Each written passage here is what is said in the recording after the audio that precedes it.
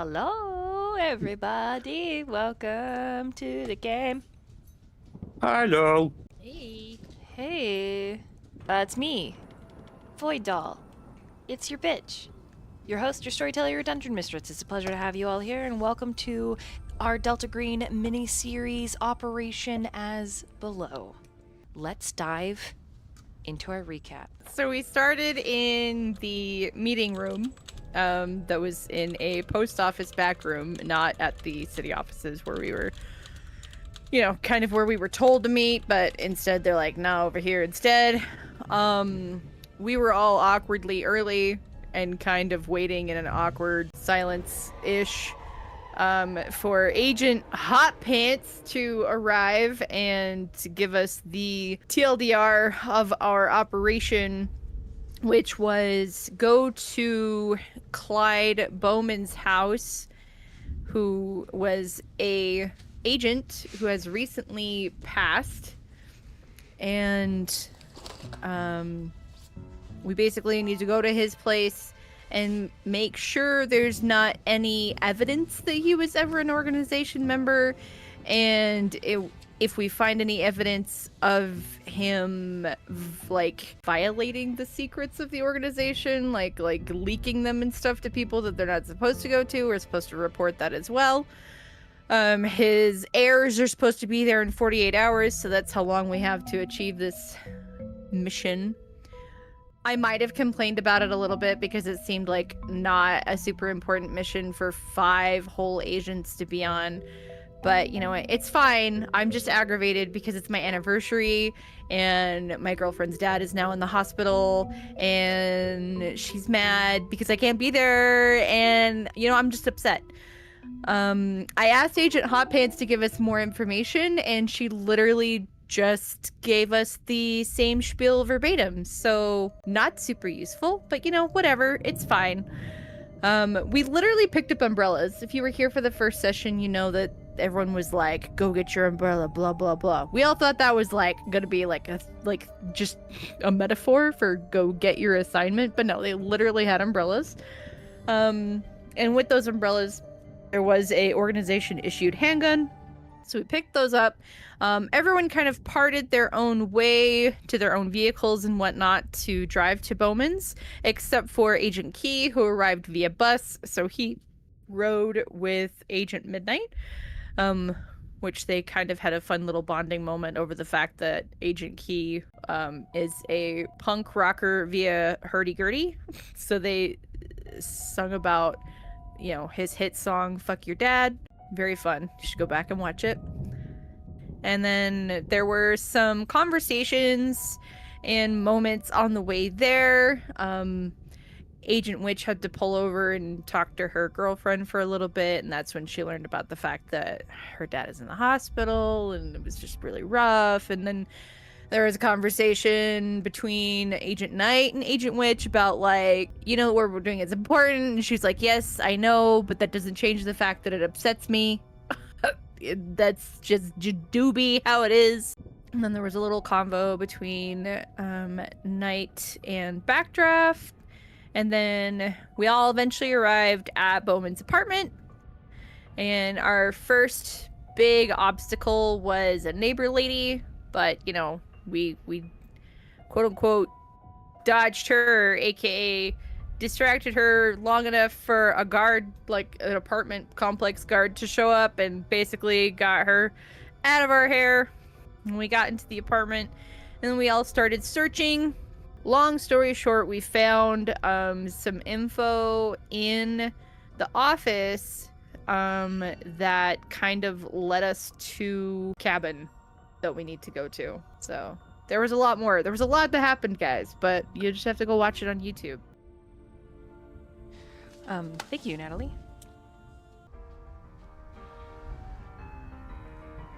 Agent Knight, I need you to make a roll for stealthing.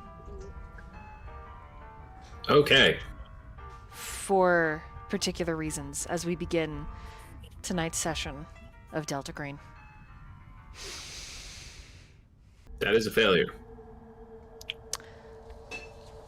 Don't worry, you're gonna get better by the end of the session. Every other agent in the house is aware when Agent Knight leaves. What he's doing, however, you aren't sure. Neither are you prepared for when he returns. Again, not stealthy. He passes Agent Key. Agent Key, you've pocketed the keys to this old truck that, to your delight, you managed to get started after 20 minutes of finagling. You do, however, see that Agent Knight's coat is billowed outward, kind of at an odd angle, before he pauses at Clyde's apartment door, number 204, and opens it rather slowly.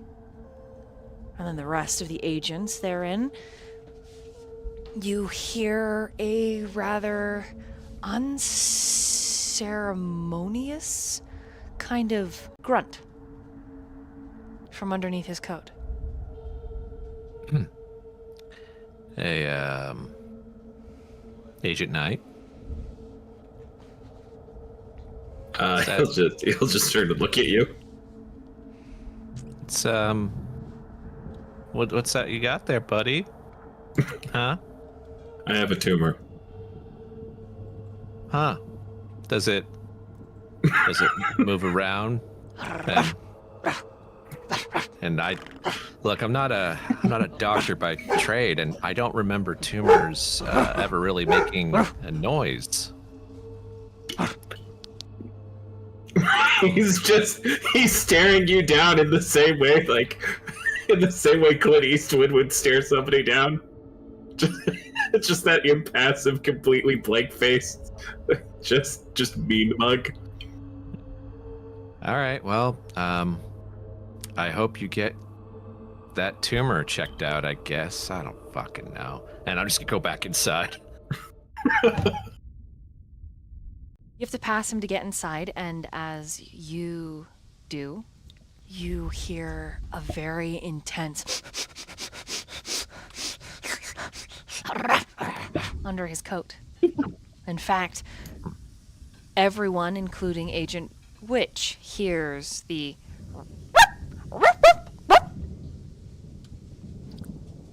What the hell? all of you are inside now. Why is your Did you- coat barking? Did you happen to put in a stray? I know an animal shelter for that. Knight will just nod. Yes, I think it would be best if we took one there once we were done with the job. Why do you have a dog? He doesn't say anything. Like, he doesn't look at you or respond. We're supposed to be discreet and all that shit, and you have a dog.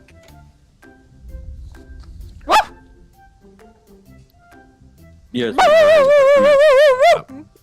I'm going to look in the cabinets to see if maybe there's any beef jerky or something. Oh, yes. It's a little crusty, but nothing that a dog friend wouldn't like. I'm I'm gonna just take a piece of beef jerky and just poke Agent Knight's coat to the top of it, where if there was a dog head spot for it, it would pop out there, kind of thing. I'm kind of just eyeballing it, you know. This is what. Hell yeah. This is the face that pops out. just out from Knight's coat collar, just grabs it. Okay, do I recognize the Shih Tzu? You do. Agent Knight. That is. It's some kind of the Shih old Tzu lady's Terrier dog. mix, and it belongs to Mrs. Nosy Mosey. Miss Nosy. That's her dog. It was her dog. Back. It's my dog. Why are you stealing someone's pet? Yeah, what the fuck? I'm not stealing anyone's pet. Mrs. clearly Janowitz, that's her are. name. Mrs. Janowitz. It's- And her dog, Mitzi. This is 100% Mitzi. theft. Just to say otherwise is a complete and total fallacy. The dog does look happier all of a sudden. I mean, it does look liberated. They Look, wanted the to dog- come with me. The dog may actually look like it's seen the first spark of joy it has in about 10 years of its life. But stealing is wrong. I I'm agree. like I'm like very quiet with this whole like Stealing is wrong. I really don't have a horse in the race, so I'm yeah, I'm well aware of this, so that's why I'm just kind of feeding it. Like I'm just like a little jerky, Oh yeah, she eats it sloppily, little Mitzi. If you have a problem with how she treats her dog, I recommend going to the animal shelter and filing a complaint about how she treats her dog. Or, and bear with me, we don't do that, and I just keep the dog. Oh my god, I can't But- believe we're even having this conversation. Okay, you have a fucking dog. Can we go now? I think that's a great idea. This is criminal. That's great. I work with thieves. This is wonderful. It's only criminal if we get caught. What do you mean? Yeah. You work with criminals? We're currently we're- trespassing. I'm sorry. Did you all miss the part where we're not actually in my legal car. agents? Getting in my This is- car. nothing we're doing right now is legal. In my car. Come on, Key. Let's go. actually, I was able to secure a ride, so I think I'm good. I'll Able to. Look, Agent Knight, it's legal because the government said so. Agent Knife is just gonna give you. He's just gonna give you a long look, and then he just nods, his expression unchanging, and internally he's just like, "Oh, you still think we work for the government? Gotcha." look, Agent Knight. Let's get a middle ground here. If you're gonna bring the dog, that's fine. Like just keep it in your car with the windows open or something. Just That was the plan. and then, maybe you'll have a change of heart and you'll return this animal to its rightful owner. But hey, that's up to you. That's up to you. I've No, said of my course, piece. of course. That I appreciate that, Agent Key. See, Agent Backdraft. Maybe I'll have a change of heart. As all Yeah, of and you, then oh, sorry. you're okay. As all of you are preparing to leave, Witch suddenly gets out of her car after hitting the steering wheel, saying "shit." There is still 8 hours left of paperwork to go through in his filing office. Son of a bitch. You so right. You've only done 4 Okay. hours here, and it is 12. Get out. Get out of my car. And I say, hold up. We can't go yet. We can't go yet. Yes, I agree. There's like so much paperwork we need to go through. And you have It'll to be make done sure there is nothing Delta so- Green. Yeah. It'll be done so much faster if we all do it.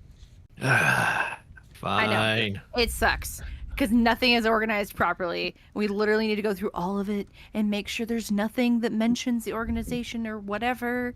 But it's okay because we're a team and we're going to do it together and it'll be done faster. Like we're talking like 8-hour job, maybe like 2 hours or 1 since it's going to be 5 of us. And that's the Yes. point that it starts to rain. Let's continue forward. Agent Knight, one last thing. And Agent Backdraft will put a hand. I, too, was a bit of a scallywag when I was younger. I would sneak into the parks and sand the benches. So I understand wanting to live on the edge. But Agent please, Midnight's gonna tilt his head at you. Like, This guy say scallywag? yes. like A rebel Midnight's rouser, just if you gonna will. put a hand over your mouth, just like, just shut your. It's like just shut your beautiful mouth. Love, just shut your beautiful mouth. I know. Thank you for the compliment. I will take that to heart. Not talking about you, the one I have the hand over. You're too real right now. Okay, then I will continue. Let's go file paperwork. Indeed. I'm sorry. You sanded benches. That was your Uh, act of rebellion. I was a little rabble rouser, if you will. You see, How- the benches were old and needed special attention, and I did it without their permission. my mother made sure to have me go back and apologize. You remember Agent Backdraft sitting on a particularly old bench, leaving a stain that you hadn't realized was on your shorts at the time of your prestige private academy uniform.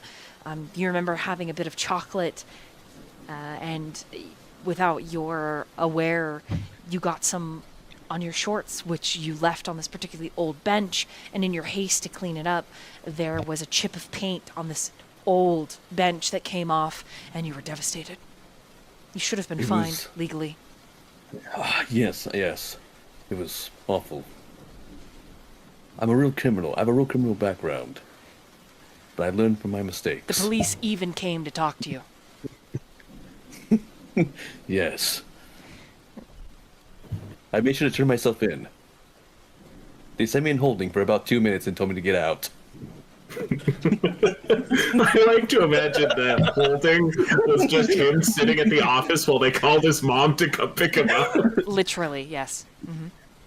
They had to take my tools away because I started fixing the prison cell. You can't be messing around with the cell.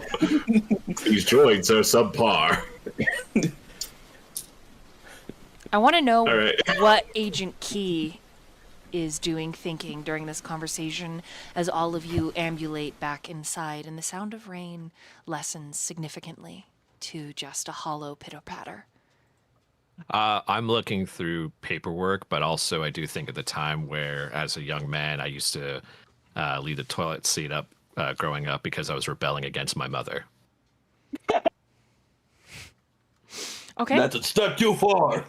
But I keep that to myself as I'm going through like paperwork. Fair. What about Agent Midnight?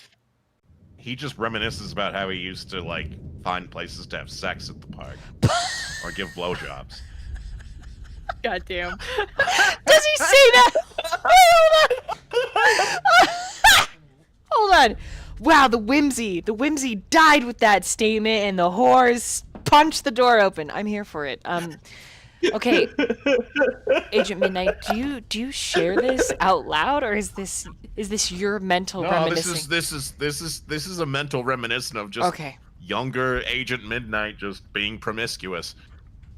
Nice. Okay. Wow. I'm gonna meanwhile there. Agent Witch, where are your thoughts about this conversation? Her thoughts are she cannot believe that she's stuck with this group of people. At the moment, like she's just like wow. But I think she is trying really hard to stay focused to get done. Like yes, what they do is important, but she's got important places to be, so she's just trying to stay focused and not be distracted by her fellow agents. Also, could I maybe see if there's any like coffee like grounds left, and like see if I could make a pot of coffee since we're gonna be here a while? You sure can. All right, I would stop what I'm doing and go and see if I could make some coffee. I'm not gonna have you roll to find the coffee pot, but I am gonna have you roll a search to find the coffee. Oh god. It was a failure. I got a 74. And my target's 24. Okay.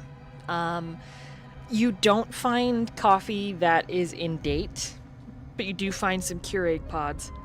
And they don't have any dates on them, but you could pop them open and dump them in a round. I mean, you find a paper towel, some Keurig pods, and the coffee, an old percolator, and that's it.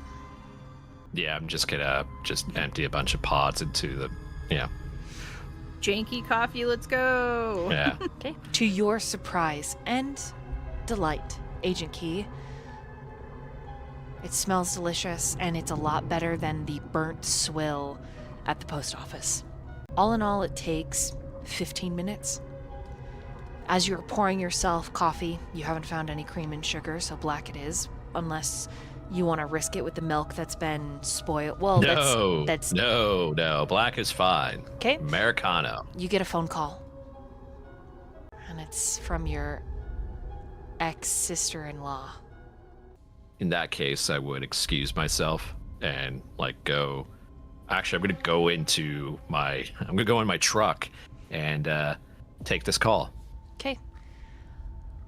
I need you, while you are out in the truck and you take a call, just for future sake, to make a luck roll. So it's just 2d10.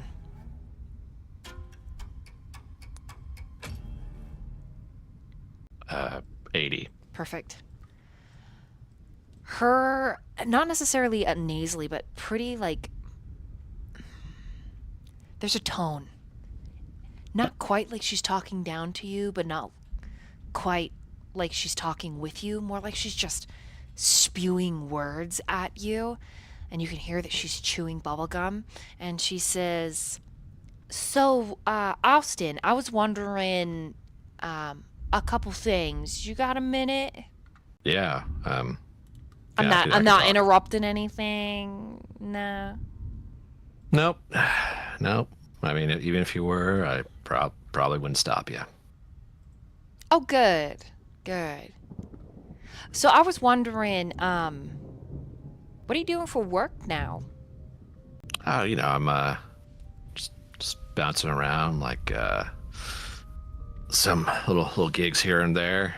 Kind of just doing what I can. Like still, Yeah, you're just, still, like pursuing the band thing? Or are you done with that? No, I'm still doing the whole band thing. I think just gotta keep at it. Right. When was your last show? I'm just curious. Well, I was supposed to have one last week, but it got canceled. Before that, let's see, I can carry. I mean, there's, it's a leap year, so it's like, but yeah, it's been a while. There's an exaggerated sigh. Right.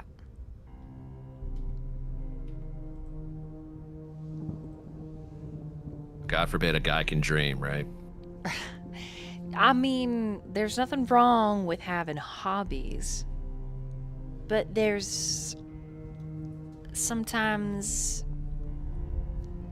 a line when y'all gotta be done and you just...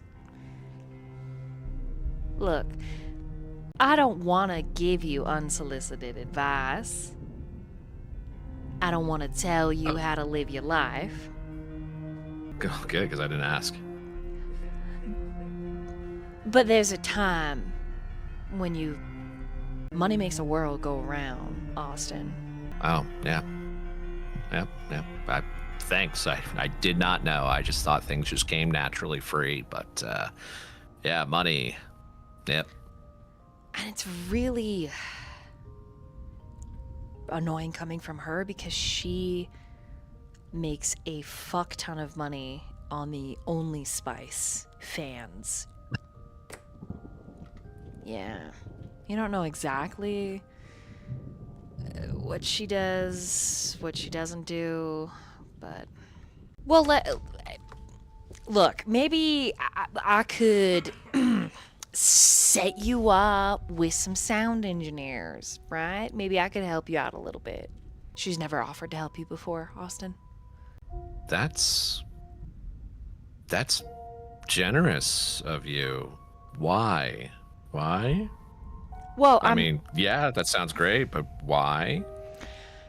Because just sometimes in life you get to an end of the road and you need to either step up or step out. And I figure if you meet with some of my engineer friends who do some recording for me for certain shows, they could maybe help you move in the right direction. Life, it just sort of springs surprises on us and things change. And then it's time to step up. Yep. Right.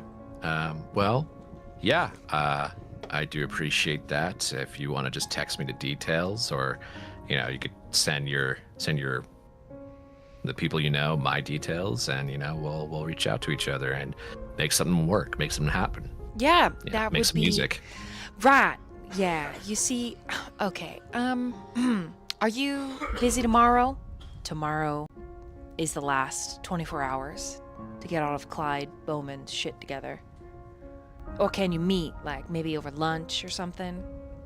A lunch? I might be able to squeeze that in somehow. I think, yeah, we could make that happen. No, just one last thing, Austin. Before I let you go, now this is none of my business, and you know she's gonna go on the whole southern need to be polite, yada yada yada yada, and then she's gonna ask you anyways, and it takes her a couple minutes to finally get to the point. And when she finally gets to the point, she says, "So you and my sister, you still want to be with her, right?" Well, I mean, I care about her. Like, we have a history, sure, and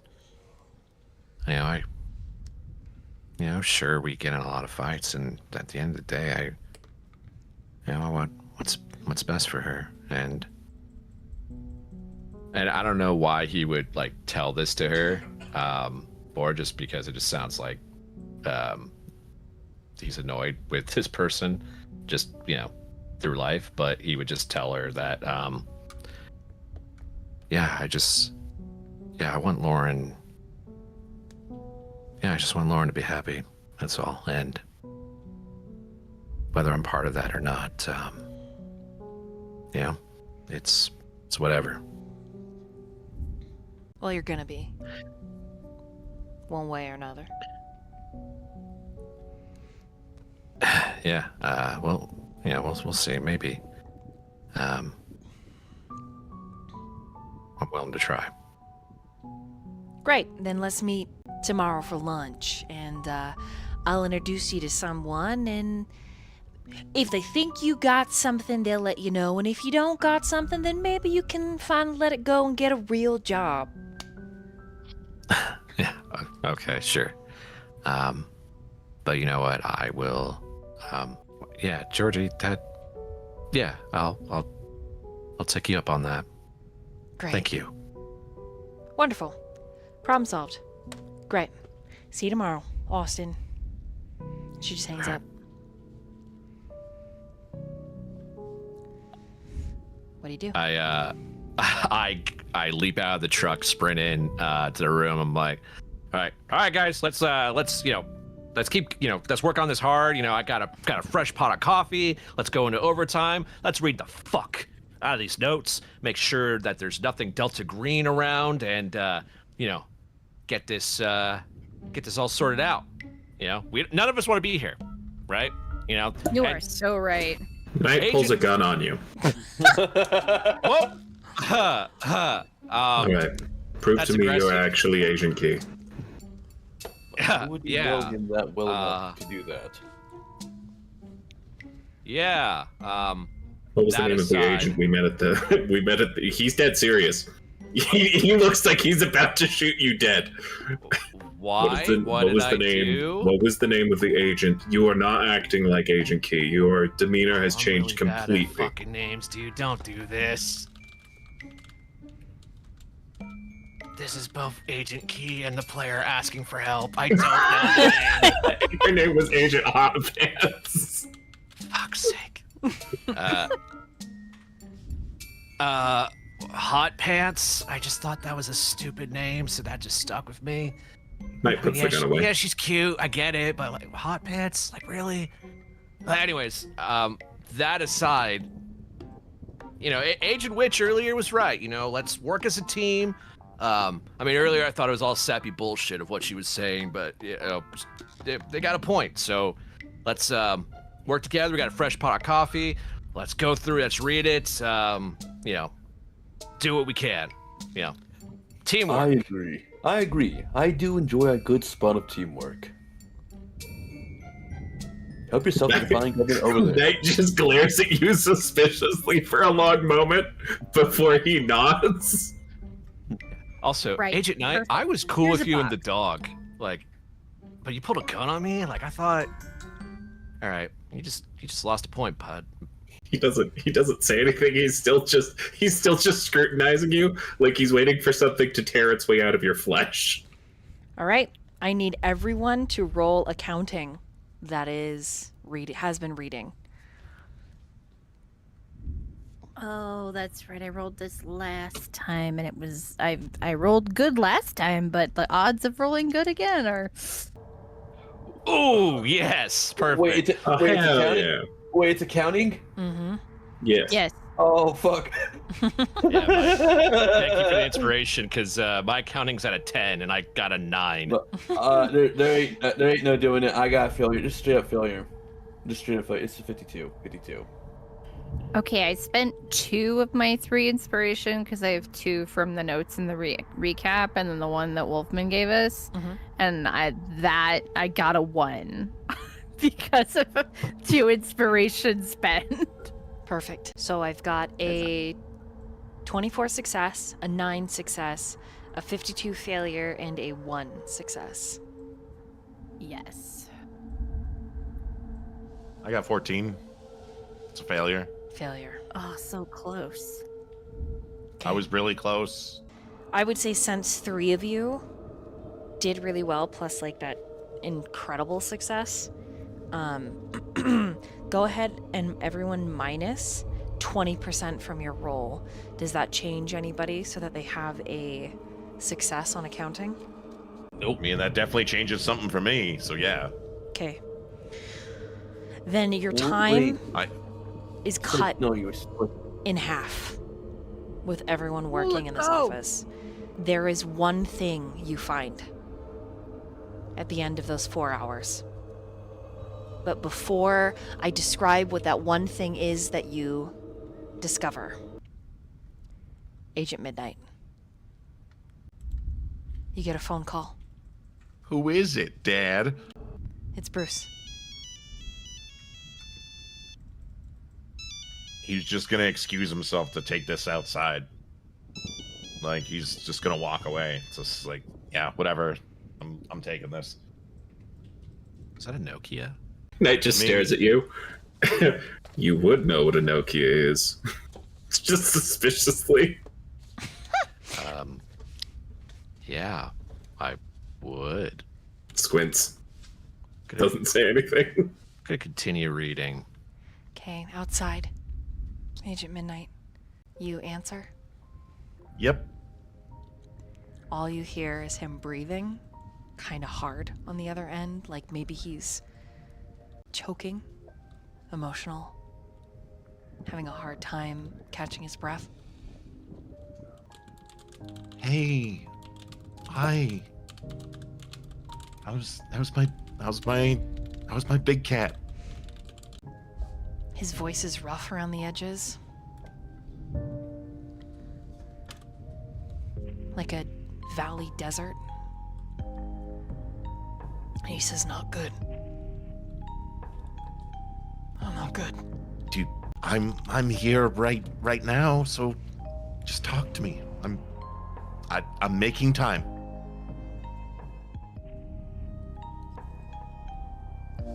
I'm sorry. What are you sorry about? There's nothing to be sorry about, silly. I tried. I really tried. Was it with your brother? Yeah. Tell me. Do you want to? Do you want? If you want to talk about it and let it out, I'm here right now. Just talk to me. Are you home? No, but I can sure as hell be home. Can I meet you there? Yeah, I'll speed if I have to. Mm-hmm. Okay. Mind you, Agent Midnight, there are four hours left. This like crushes him. It's gonna take me a while to get there, so I'll need some time, okay? let me finish a couple things and I'll be right there as soon as possible. Okay. Sure. Just hang in there, sweetheart. I can only imagine how rough it was, but you have to understand that I'm always there for you, sweetie, and I don't know what happened.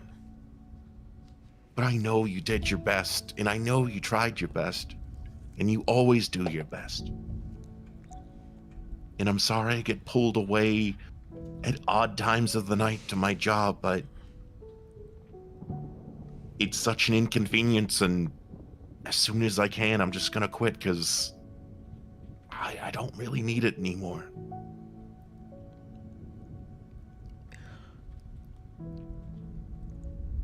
You hear him sniffle?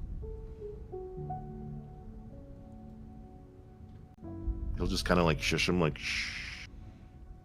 It's okay to cry and be upset. I'm sorry.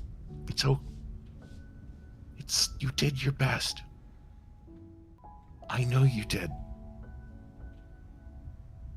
And I know he's not the easiest person to get along with, but you always do your best. For everyone you know and cherish. I'll be there as soon as I can. And even if you do or don't want to talk, I could just be there and just be together. You know, I've always wanted to be a shelter in your life. I wanted to be somewhere along the way. You found shelter. Real, genuine, like a home.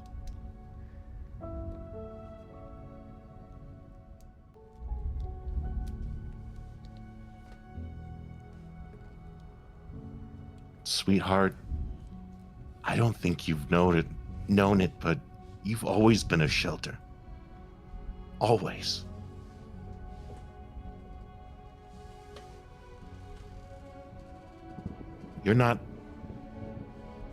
It's not that you've wanted always to be, but you have been, and if you don't know that, you are.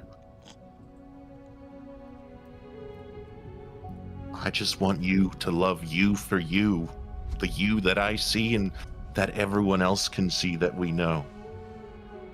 Being able to see that masculine outside shell, but that beautiful feminine man on the inside, it makes me feel safe and warm.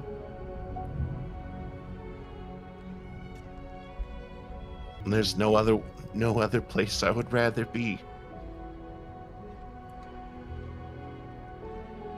I love you, Bruce.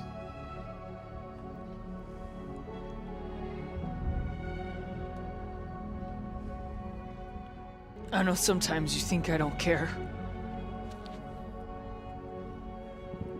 I know sometimes I hurt you. But the truth is, loving you has been the only good thing that I've ever done. But that's why I just can't.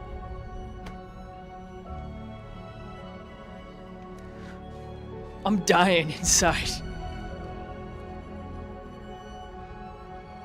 I don't know what to do. 'Cause if a love like this was enough, it would have fixed me. I would have been saved. And instead, I'm just a fucking piece of shit.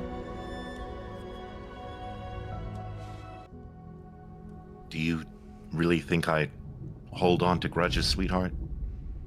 Because I'll tell you right now, I don't. People argue and they fight. People have disagreements, but it's working through that and becoming better because of that we both grow as individuals and better ourselves every day. Even if you're a little cold or brooding sometimes, that doesn't bother me. Those are just little shells I get to crack at. Roll a persuasion.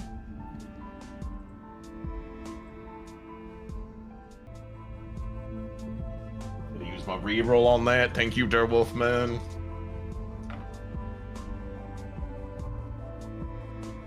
Okay, I got a 55. That is below what my threshold, whatever. You succeed. You hear something that sounds like a heavy boot landing on concrete, and Bruce just starts crying. And you can imagine that he's sliding back, pressed flush against maybe a parking garage wall. He lands on his ass.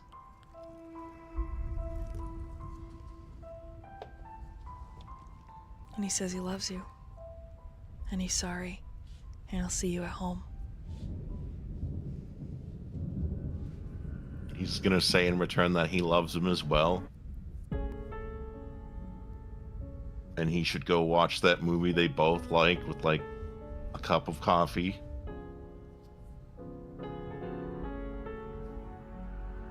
And that he'll be there as soon as possible. You can tell that he isn't totally sober. And that's probably what ended up happening. Listening to his murmured farewells, his apologies, his continued I love yous. Very likely he and his brother, just too drunk. Someone probably got triggered. Someone made the first clap, someone clapped back. Probably got ugly. Names, maybe fists. But definitely names were called. Bruce, he's a sensitive guy.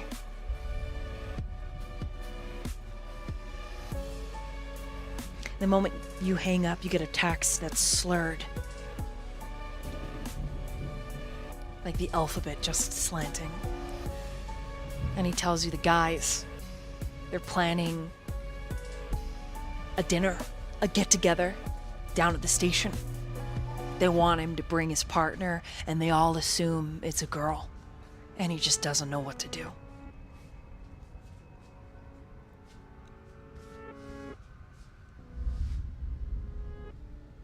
And he's sorry. He's sorry that he's been pulling away from you.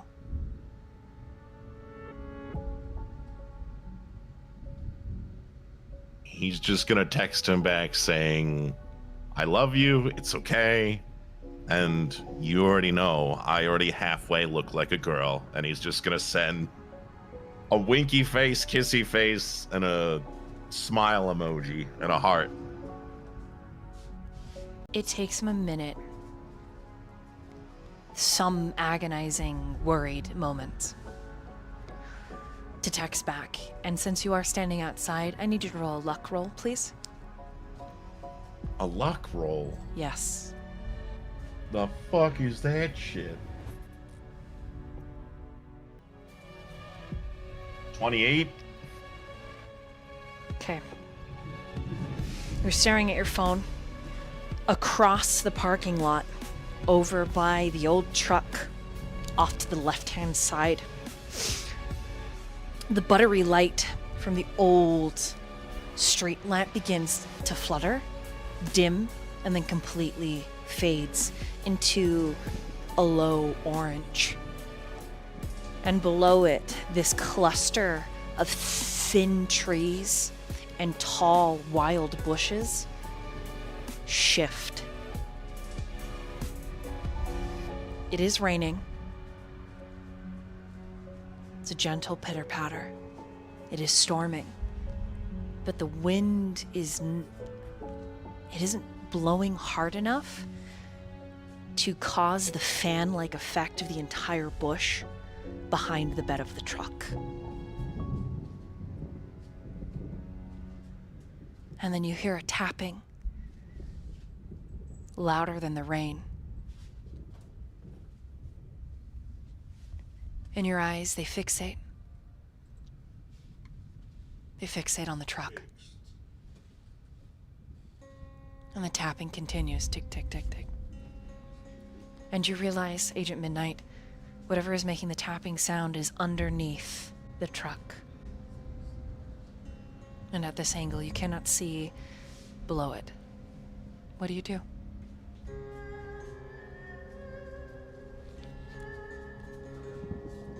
His eyes, as he's like fixated on it, he's just like, nah, fuck that. And he's gonna slowly move back into the apartment while like watching the ticking on the outside, see if it moves as he moves. It grows closer. As you step back to door 204, whatever is under the truck, tick, tick, tick, tick, tick, tick, tick, tick, tick, moves closer. Like how closer? It's still under the truck. Like, is it moving at like a slow pace, or is it like what?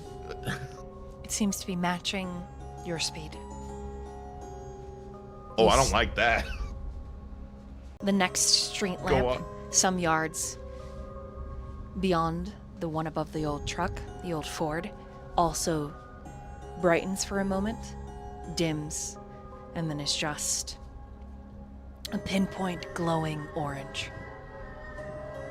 And then another street lamp, and another,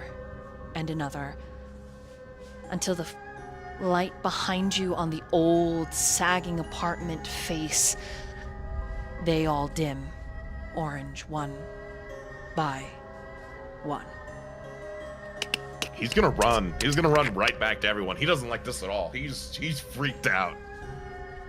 Okay, as you take off in a sprint, I need you to roll a sanity roll. As you hear, Oh no.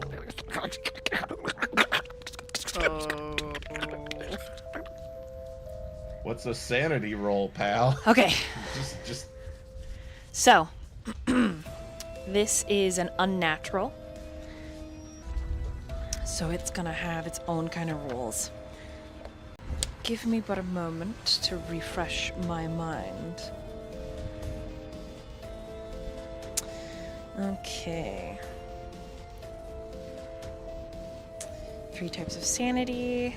When your agent suffers one of these threats, make a SAN roll. That means rolling your agent's current sanity or lower on a percentile dice. Thank God. So I thought we had to roll like unnatural because I have a 0 in that. I'm like, oh, I'm so fucked in the future. so I just have to roll under my sanity, essentially? Yes. Yep. Mm-hmm. It's that, or you lose 1d6 points of sanity. But if you succeed, you lose nothing. Got a 57. Is that under? That is under. That's definitely well under. Okay. You lose nothing as you throw yourself against the door, popping it open, closing it quickly. Agent Knight's recently acquisitioned Shih Tzu lets out a yip and a bark, and the other agents are aware of your panic. Midnight, you okay? We need to go now. We need to go now. There's something out there. There's Where? something out there. We need to go now. It's just ticking. The lights Knight's are blinking. It's getting closer and Knight's gonna closer walk over to and you closer. and grab you by your shoulders and just give you a gentle shake. Stay with me, Midnight. It's outside, not in here. It's getting closer. It matched my movement speeds. You don't fucking understand, you psychopath. It's not in here. Is there like a window There like is. that could Yes. look outside? So I'm gonna look and see if I see anything out of the ordinary. Bushes Normal. shouldn't move like that. All the lights are on. Shouldn't change like that. And I'm gonna look Digging at. under the truck shouldn't be like that. I'm gonna give a look to Knight to kind of let him know, like, I don't see anything out there. Knight will just nod. Look, Midnight. Let's look out the window and see what we can see. Okay? Fuck you. I'm not crazy. I know If you you're call not. me fucking crazy, I'm gonna I fucking know you're leave, not crazy. and I'll let you all be eaten by whatever the fuck is out there. I have seen things in this line of work that have made people take their own lives. I don't think you're crazy. But your panicking isn't helping. In fact, panicking often makes things like this stronger. So walk with me over to the window. Let's see if there's anything out there. And we'll go from there. Roll a persuasion, Agent Knight. While that's happening, Agent Backdraft, Agent Witch, you're still looking through paperwork, correct? He would have paused long enough to listen to what Midnight was saying. But when it seems like maybe Knight has control of the situation, then she would have gone back to going through stuff. Okay, Agent Backdraft. Same. Oh, same. Okay. I need the both of you to roll me luck. 86. Okay. 99. All right, the both of you succeed. At the window. Knight, what'd you get on that persuasion? That was a failure. He got a 91 out of... he was aiming for below a 60. Okay. It is clear that Agent Midnight's flight or fight response is very active right now.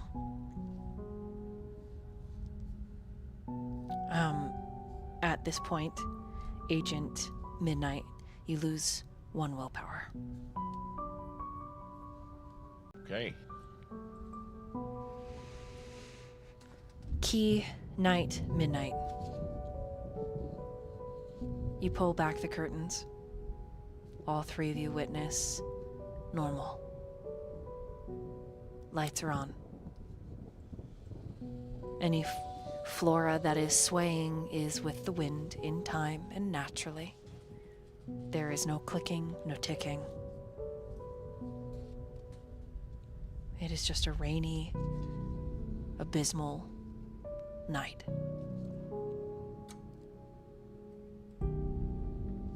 What do you do? Knight's just gonna stand there in silence for a bit, and then look to Midnight and ask, "Do you see anything?" Do I just see normal? Is that what I see? Yeah. Completely arranged. But for some reason, Midnight, it feels a bit like a mask. And then all of you hear outside the apartment door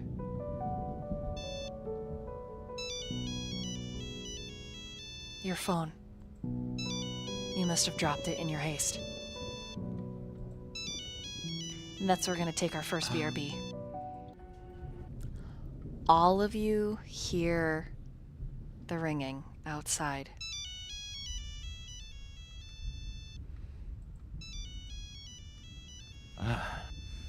Did you drop your Fuck, I phone? dropped it. Yeah, let me... You know what? Why doesn't Witch come with me? That way I have a buddy that doesn't think I'm crazy. Okay, yeah, I can go with you. He's gonna peek out the door. The ringing on the phone stops. The rain is falling gently. Like how far away is it? 30 feet.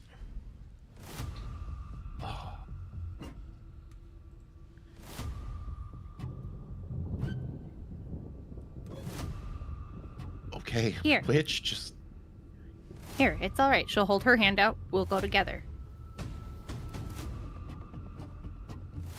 like before he grabs your hand, you just see him like with his like giant long-haired like blonde wig, just like pulling on it like a nervous like tick, and he just takes your hand.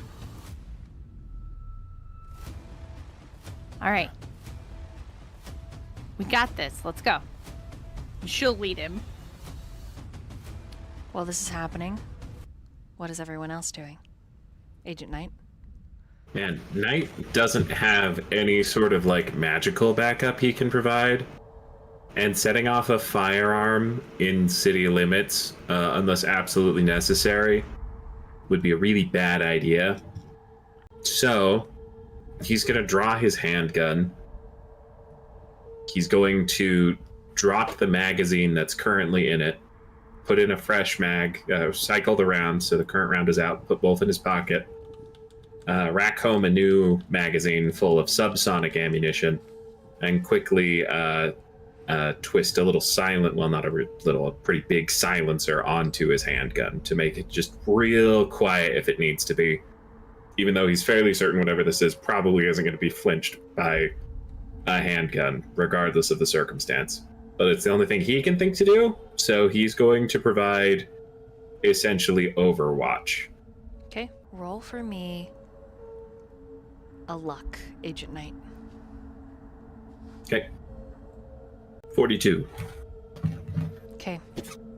Agent Backdraft, what are you doing? Are we done searching through the files? Or I just not want to double done check yet, and make no. sure.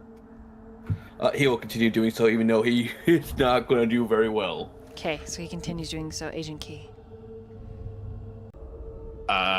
So after I just witness Agent Knight just putting on a silencer, I'm like, are you gonna kill them?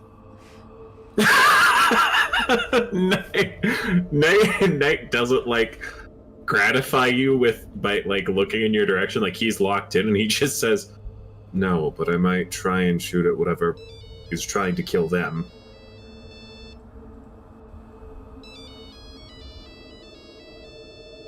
I need Agent Witch and Agent Midnight.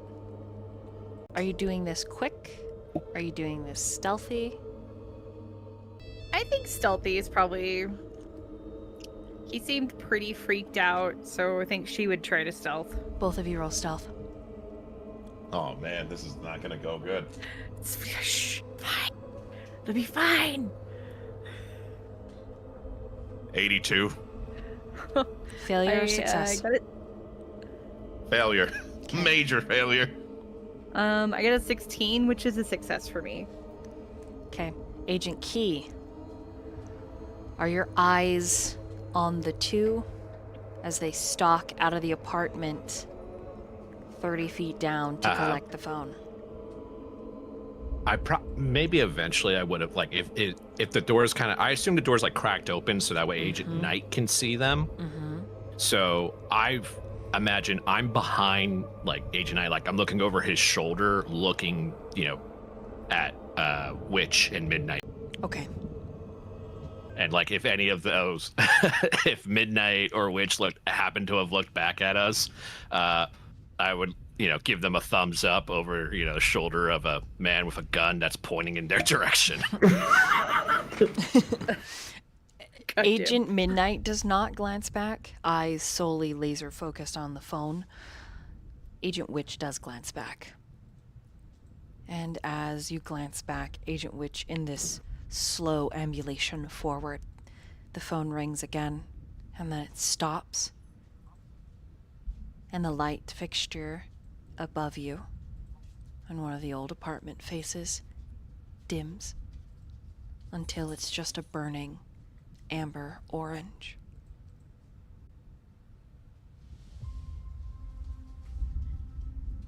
The ticking starts slowly. Okay. And it isn't at the old Ford, but around the corner.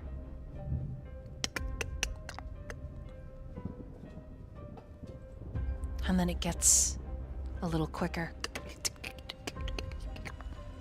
And one of the apartment doors, the handle begins to turn. What do you do? I'm just gonna focus in till we get to that phone. Okay, you focus in, Agent Knight. Underneath your coat, there is a... as the door opens. And slowly, right across, exactly parallel to where the phone is ringing, the door is laid wide open. But neither yourself, Agent Knight, or you assume the agents in front of you can see inside the apartment. The door is effectively creating a wall. I do have a question, handler. With the clues presented to me between, the tapping and the light and just kind of what's been described, is there any chance that I could do an occult check to see if this is anything that I have read about or studied before? Roll it.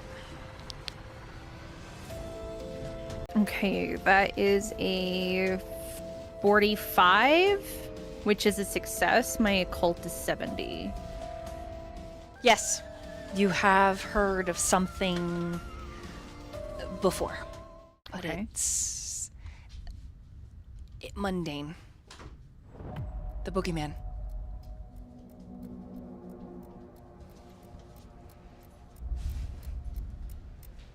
Okay. If you see him 3 times, you're gone. I need all of you to make a sanity check. The thing about the Boogeyman, Agent Witch, depending on the folklore and the urban myths, depending on the street talk, he only hunts those who have seen him before and gotten away. Rare, but on occasion it happens.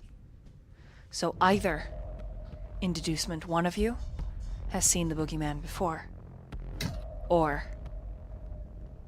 Bowman. Bowman has seen the Boogeyman before.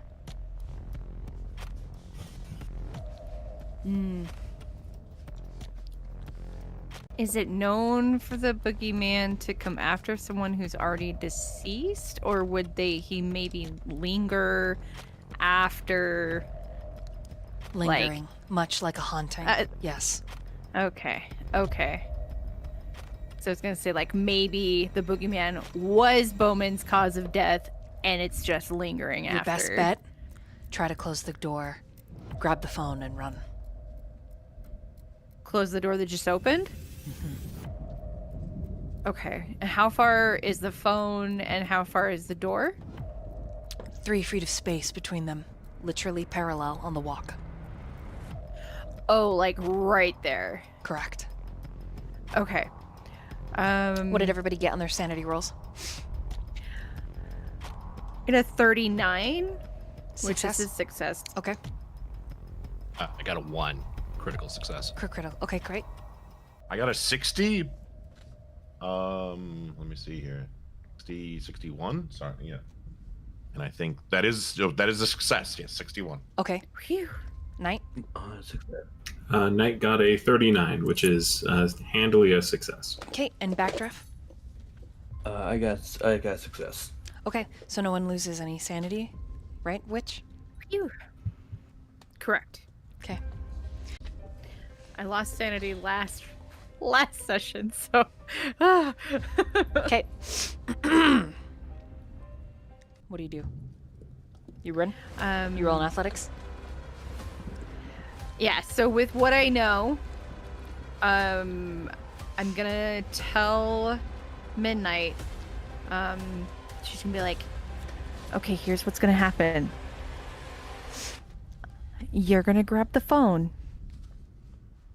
and run back to the apartment. Don't look back.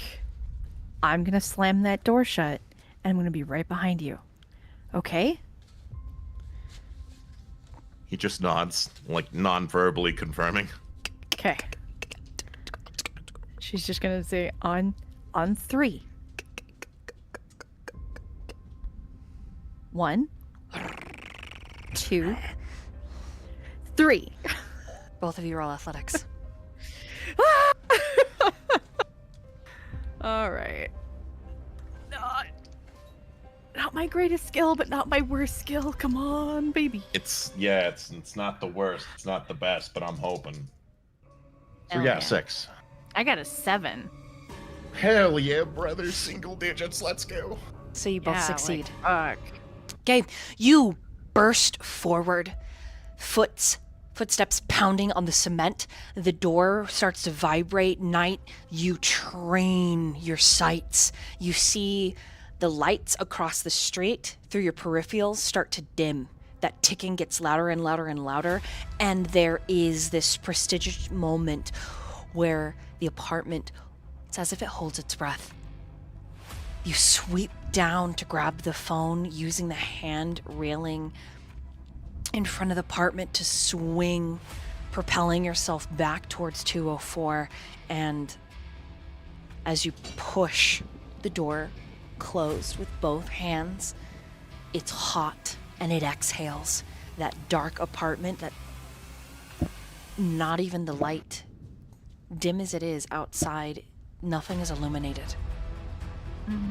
It is just like a gaping maw, and you slam the door closed. You hear the ticking, a screeching sound. Something grabs the handle.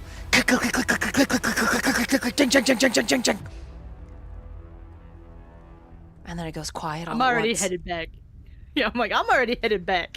I slam it, I run. Okay, so you slam it and you run? You don't hold it closed? Back to... Well, that's what I initially said I was going to do, Right. is I slam it shut, and then Run. I was going to be right behind. Yeah, because I wanted to cover midnight. Okay. Night. As Witch slams the door, lets it go, and run, the door opens again. It busts through the hinges, one of them ka-tink, going wide out into the parking lot. So it hangs ski-wampus and askew. But they make it back to you before anything else. And then doors to apartments all around the lot begin to open. You have got to make a stealth, Lazarus, if you don't want to be caught by the security guard who is coming out into the parking lot, grumbling and shouting. Ayo, success. That's very lucky. Okay, as all of you close up into 204 again.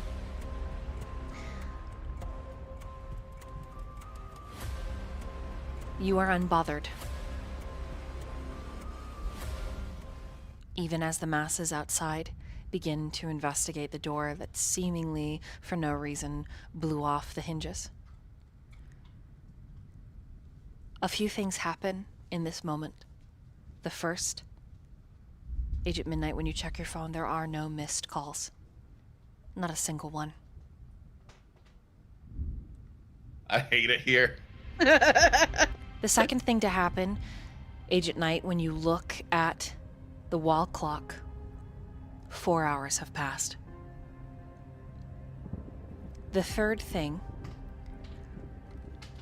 is all of your stomachs let out a growl. You are extremely hungry, and a feeling of tired kind of overwhelms you. The fourth thing to happen is walking out of the office into the living room. Agent Backdraft is holding what seems to be a handwritten note. And on this note, it says, "If you are reading this, then I have died. Forgive me. You'll find the keys to my cabin. Take my truck. Take it to the cabin. See that it is all destroyed. I'm sorry. I'm so sorry." Everyone loses 1 sanity point. No! Wait, for what? Goddamn! The weird moment of time slipping. The unawareness, the sudden hunger. Interacting with something other.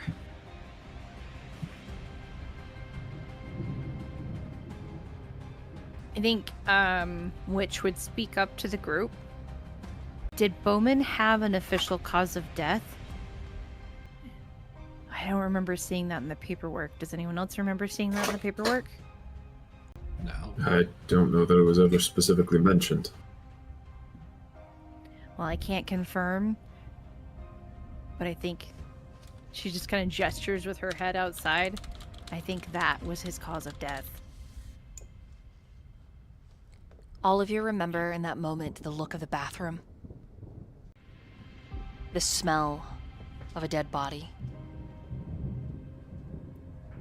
That coppery tang. How the bathroom, pieces of it were broken. Like he'd grabbed a hold of the towel rack and fallen. I'm inclined to agree with you. Yeah, if that's what I think it is, that's our classic Boogeyman. 3 Boogeyman? times and you're out. Mm-hmm. Cute. What does it look like? I think if you know that, you can only see it 2 more times. Is it the clicking thing? I think so. I have no reason to assume which is incorrect, so maybe Kind of my specialty. I will not. Then midnight, maybe I'd suggest if you hear more clicking, you keep your eyes closed. I don't want to die. We're not gonna let you. Die or not, we gotta make sure that it doesn't get out and start killing everybody. Has Witch shared that it hunts people who have seen it previously? Oh yeah, she'll add that. Yeah. In which case, there's a potential entire apartment complex all around us that may have just seen him. So does that mean I'll never be safe?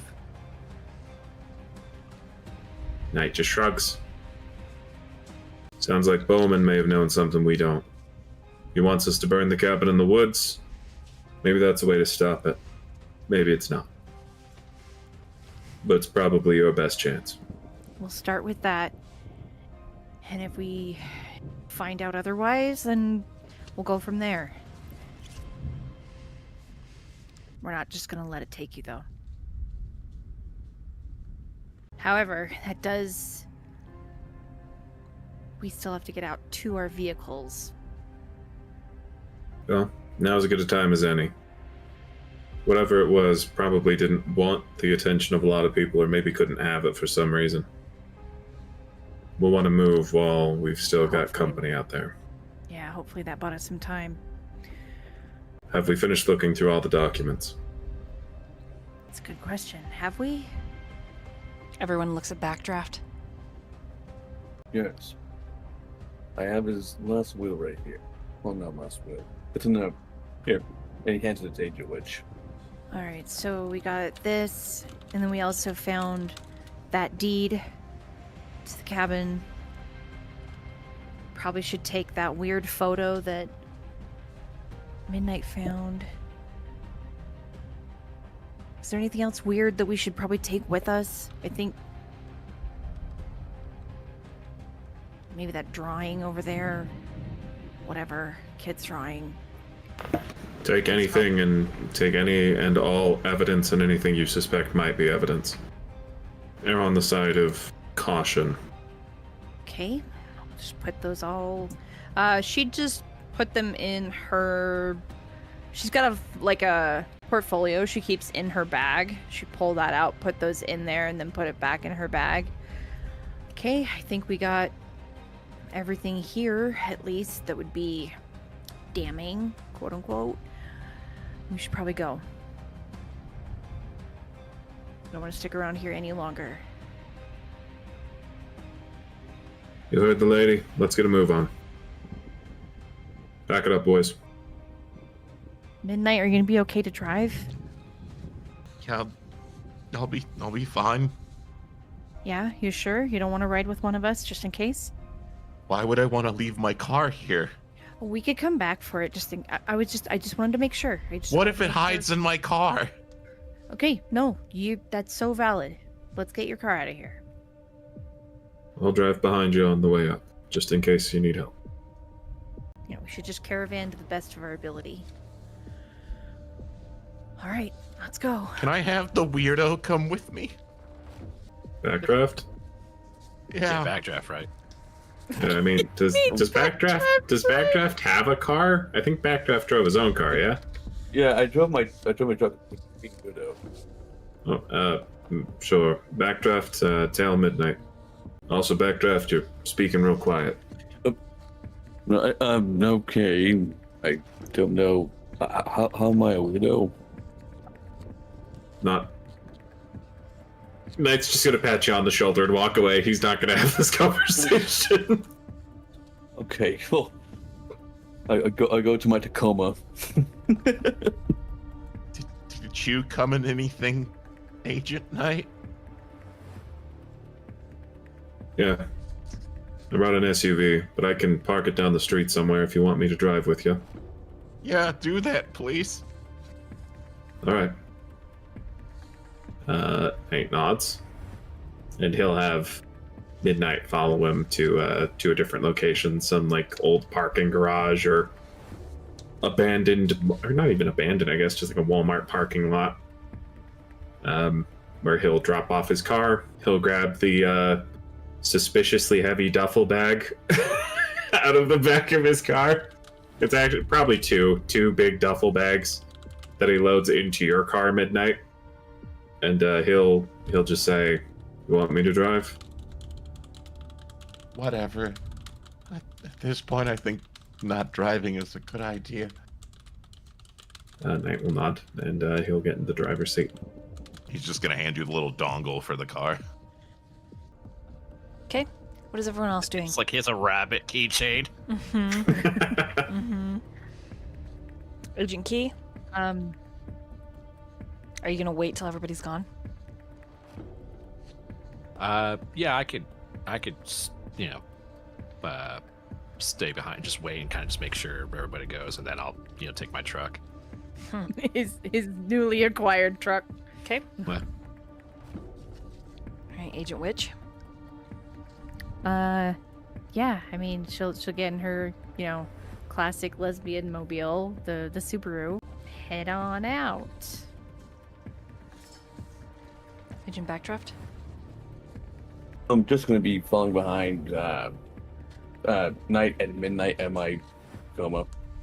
So this caravan. So basically, you all caravan to drop off. I'm assuming you're all there, correct? Yeah, because I think we're trying to stay together as Safer best in as numbers. possible. Yeah. Then I won't make you roll if all of you go. Yeah, we'll all caravan down to drop off Knight's car, and then we'll all caravan together to the Okay. cabin. All right, Agent Key. Yo. It is the roll of the night. Oh no. Oh, shit. Roll a luck roll. Ha! That was a critical failure. Roll 1d6. Oh, no. Alrighty. So, yeah, I just got to turn the key a couple times, That didn't work that way. I'll roll real dice. Okay. I got a 3. You lose 3 points of sanity as you see the boogeyman in your rearview mirror. Oh, no! Jeez. Like, do I, To Like- describe it would be impossible. You lose 20 minutes staring into its eyes. You can't describe the other. But you know. Tomorrow, the next day. And until you die, it will haunt you and the people that you love, trying to catch a glimpse.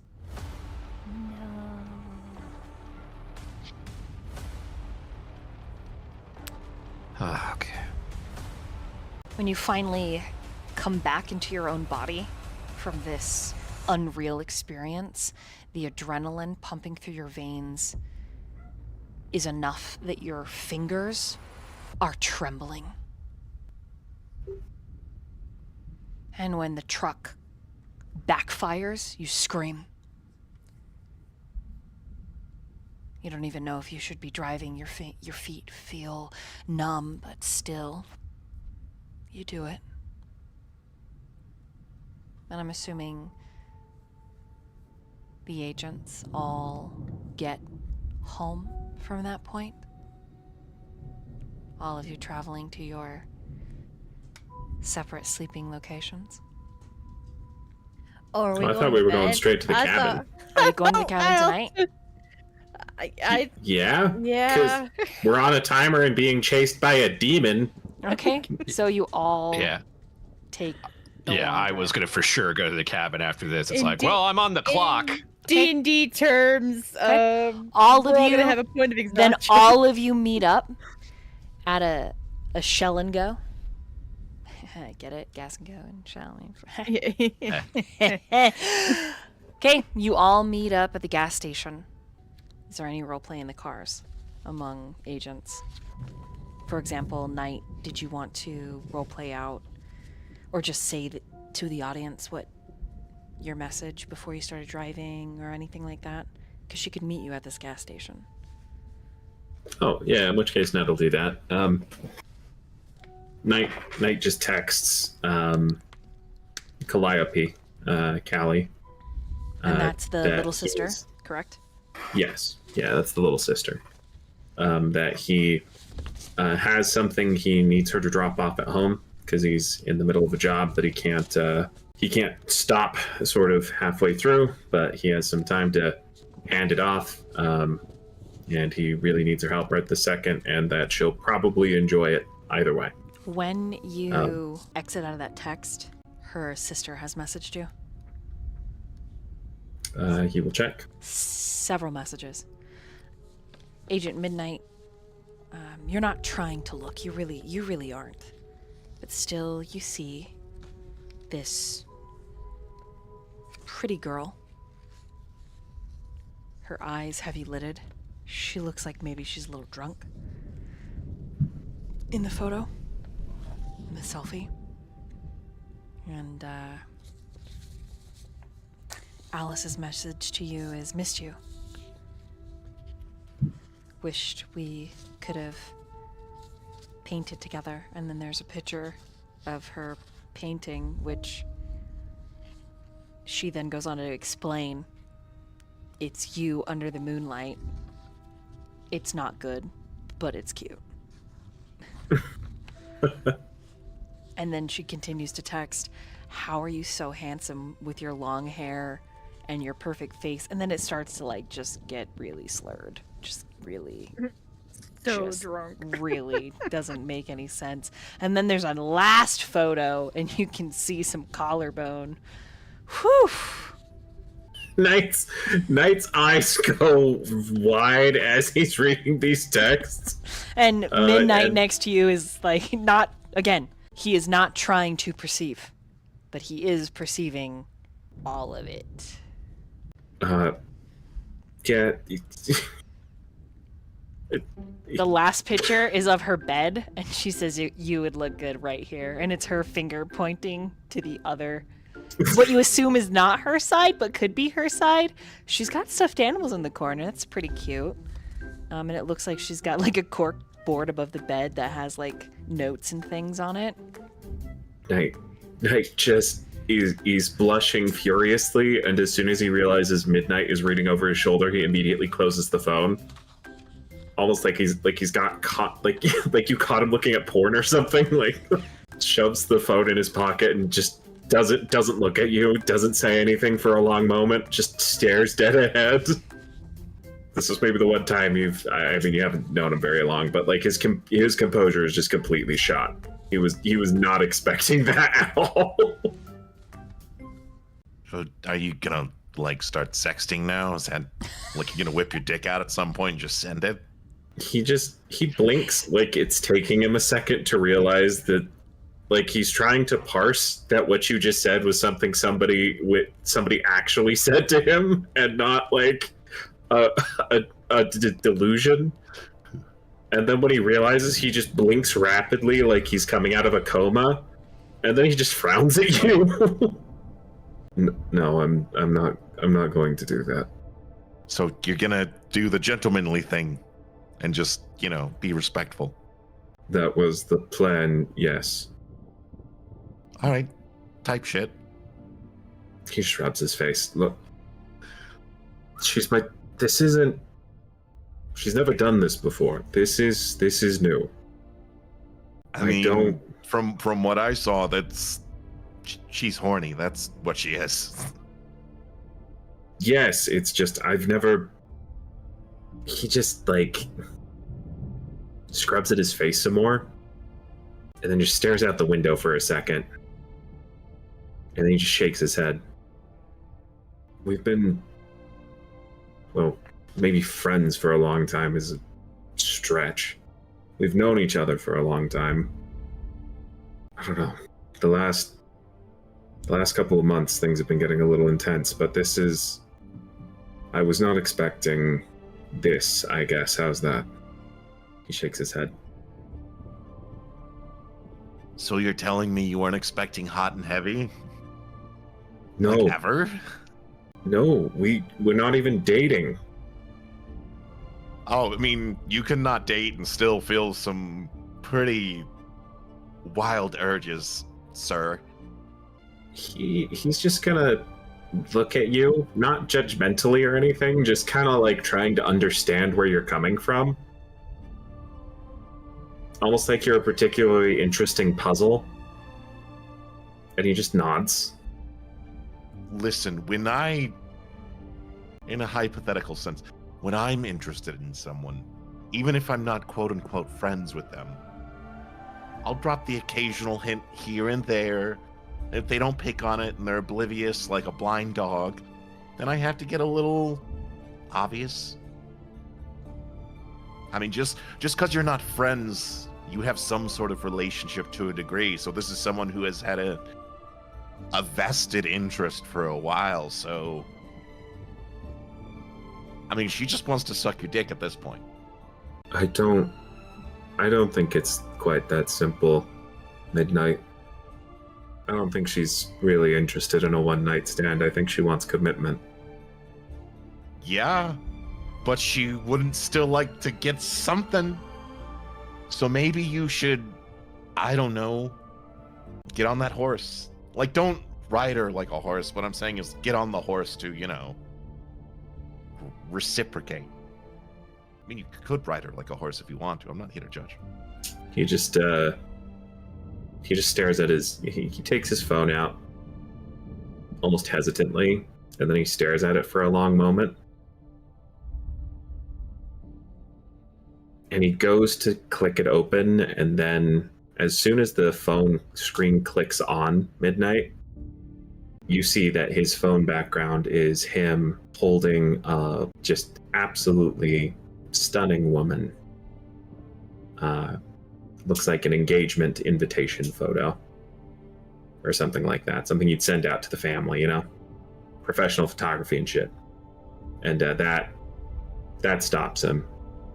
And he just stares at it for a long moment. A woman who is definitely not Alice, the lady in the picture or the person he's been texting. Your stomach, Midnight, gets this, gurgly feeling. Again, you're hungry. But secondly, it's sort of a crushing realization. Oh. Cheating. But the expression on Knight's face doesn't quite add up with that train of thought. So roll a human int. Human int. Mm-hmm. That's a 36. I succeed. Your heart kind of clenches as it like, oh, that bitch be hella dead.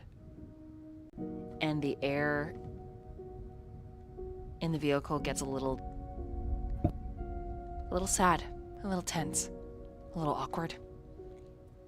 All things considered. What do you do? Ah, okay. I see.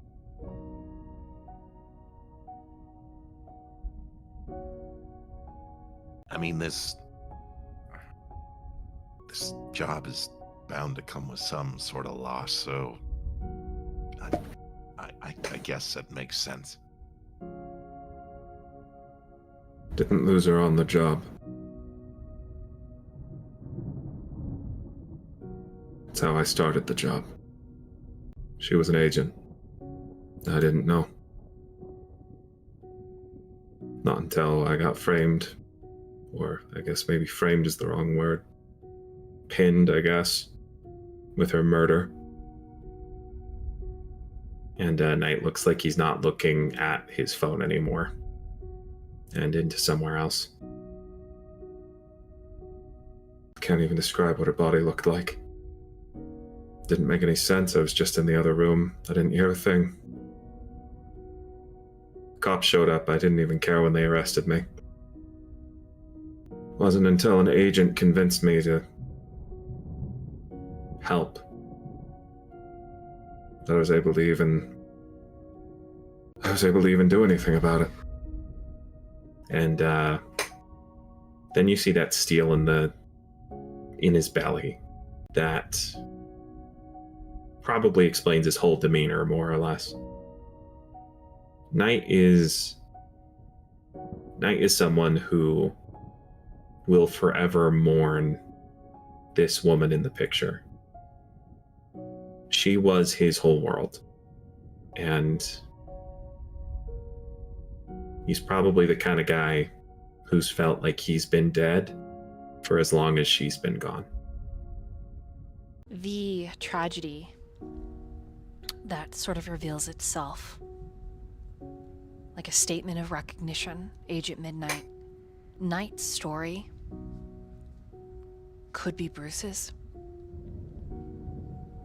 Could be anyone that you as agents are currently with. Witch, Backdraft, Key. One horrible, wrong, supernatural, unlucky moment, and just gone.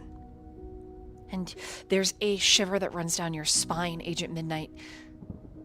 Stupid as a name as Boogeyman is, the fear that comes with it, the cold dread, it has you squirming, shifting in your seat. But combined with the sadness, your heart just aches. The unfairness of it all. Do you say anything? He just kind of like plays with like his wig that he has on, hair for a moment. And after he's done like nervously, fidgeting with it. I get that there's a lot of things that come with this job, and having something as heavy as that like really sucks. And you can mourn someone forever. You can honor their memory however you choose and wish to do, but you still gotta live.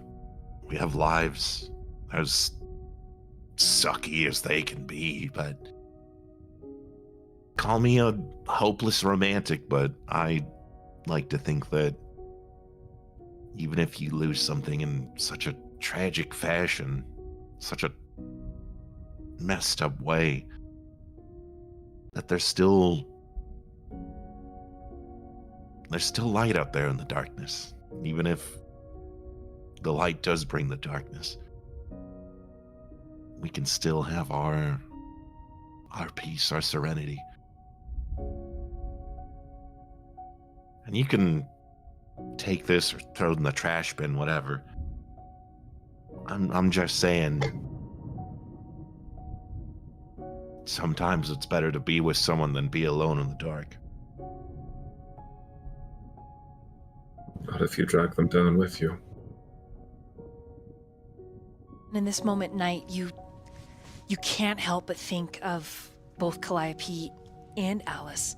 How often you and Alice just happenstance run into each other. You're pretty sure she was stalking you in the grocery store. The casual conversations, asking you how you are, this whole grieving process. Because Lakota, she and Alice were friends. More friends than you and Alice ever were. As you're sitting there, a realization dawns for you.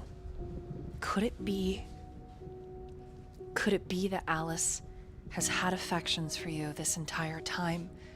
There was simply respect for her friend, that she was not closer to you. Knight's just gonna close his eyes. And he takes a breath. Then he opens them and he looks skyward for a brief moment. He squints at the heavens. Then he lets out that breath. Agent Knight has just looked not quite pleadingly, maybe a little more resigned or tired even towards heaven. And Midnight, you're not sure if he's praying to God or the lady in the picture. But maybe Knight doesn't really care for the distinction. And he opens up his phone. And then he hearts the first picture she sent of herself. Then he is going to open the door and get out of the car, take a few steps away to make sure that neither the car nor Midnight are in the frame, so as to avoid any unintentional drama in the future that may arise. And he's going to take a selfie of himself, looking tired and stressed and worried, but still smiling. And then he will send that to her, assuming she's probably passed out at this point, and just say, "Let's talk over breakfast. I'll make you something for your hangover." And he'll sit in the car, and it's clear Midnight on his face that he is seriously second-guessing himself, but he just shakes his head and puts his phone away.